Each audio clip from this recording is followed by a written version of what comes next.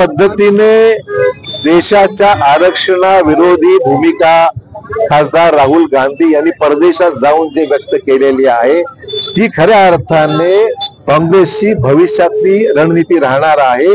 देशामध्ये एक भाषा वापरायची, आरक्षणाचा मुद्दा हा देशामध्ये उचलायचा, लोकसभेच्या निवडणुकीच्या वेळेस 400 जागा भाजपला आरक्षण रद्द करण्याकरता हव्यात, अशा प्रकारची वल्गना करून देशाच्या मागासवर्गीय गरीब लोकांची मतं घ्यायची आणि परदेशात जाऊन मात्र वक्तव्य वेगळं करून त्या ठिकाणी वक्तव्य असं करायचं की देशामध्ये आगामी काळामध्ये आम्ही आरक्षण रद्द करू, अशा प्रकारचं वक्तव्य करायचं। हे सर्व त्यांची दोन मुखवटे त्यांच्या समोर आलेले आहेत। देशात एक बोलायचं, परदेशात वेगळं बोलायचं आणि लोकांच्या भावनेशी खेळायचं आणि मतासाठी सर्व राजकारण करायचं, हे निषेधार्ह आहे।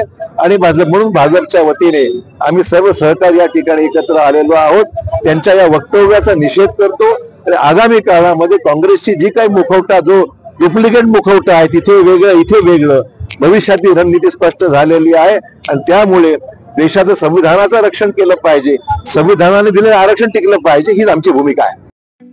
ठळक घडामोडींसाठी देशोन्नती न्यूज चॅनलला सबस्क्राइब करा आणि बेल आयकॉन प्रेस करा। मुंबई, पुणे, नागपूर, मराठवाडा असो का विदर्भ, राजकीय, सामाजिक, शैक्षणिक क्षेत्र असो का क्रीडा, सर्वच घडामोडीचे विश्लेषण पाहायला विसरू नका। फक्त देशोन्नती न्यूजवर।